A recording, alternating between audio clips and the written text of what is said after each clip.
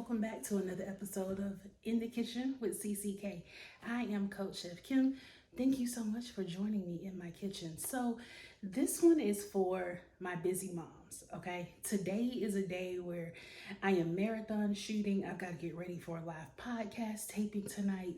So I have many things to do, and the last thing I'm going to want to think about tonight is what to make for dinner. So in order to get started, what we're going to do is we're going to make buffalo chicken egg rolls. If you have our leftover rotisserie chicken, you can totally use that for this. But since I'm fresh out, we're going to use regular chicken, okay? So for this particular recipe, we are going to use, I'm just doing one chicken breast.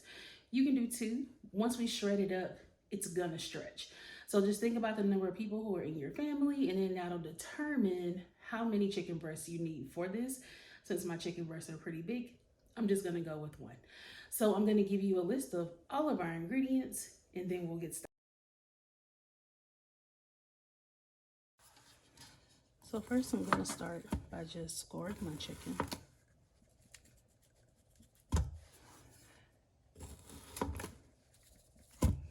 And my chicken is still frozen. That's okay though. So we're gonna go in with our seasonings.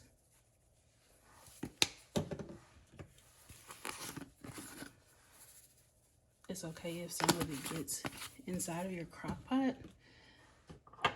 It'll just all go into the juices and we'll flavor it, which will be great. So for this one, I am using paprika, a little smoked paprika, onion powder, garlic powder, chili powder, a little salt and pepper, some Italian seasonings, some seasoned salt,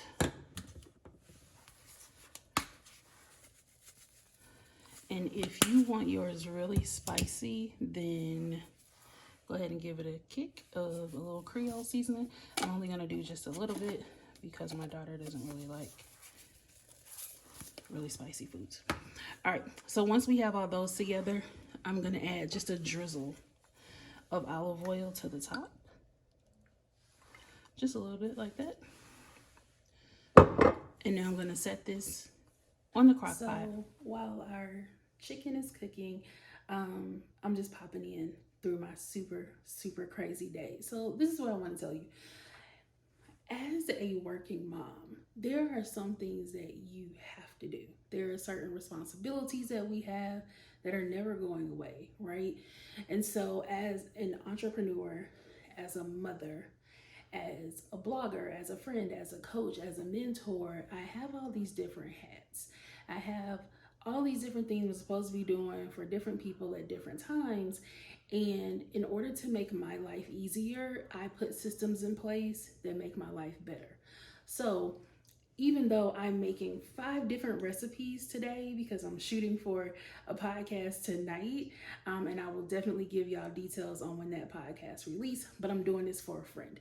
So I'm working on 5 different recipes, and one of the recipes needed to be our dinner tonight. It needed to make sense. And so just being able to throw something in a crock pot that just gives you a little bit more time. Yes, I know when you see this on the blog, it doesn't even tell you to put your chicken in a crock pot, right? Like you can do all this at one time. You can. However, there are going to be some days where you just don't have the capacity to do it all at one time. And today, I don't have the capacity. So the chicken went in a crock pot. Or, you stop by a store and you grab you a rotisserie chicken and you pull her apart and you use that as your meat. Every single meal that is made at your table doesn't literally have to take you all day. Yes, I wholeheartedly believe in baking from scratch and cooking from scratch and giving our families wholesome meals, but I also believe in self-care. And I believe that as a mother, as a woman, as an entrepreneur, that while we have all these things we should be doing, make your life as easy as possible. So if throwing your chicken in a crock pot while you work on some other stuff doesn't have to be like what I'm doing today, which is 5 different recipes. You can be working on, blog posts, or be working on a pitch deck, or Googling findings, or researching that school because you're ready to go back to school at this point, right? Like, use your time wisely. This is my way of multitasking. I put my chicken in a crock pot, and then I can go on and do the things that I'm going to do. So if you take nothing else from today's menu, from today's video, what I want you to know is that do what is best for you and your family when it comes to making sure that everyone eats, that you are able to afford your way of living, that you are able to stretch things in the way you need to, that it's okay for you to upcycle your leftovers if that's the case, because who doesn't love a delicious egg roll?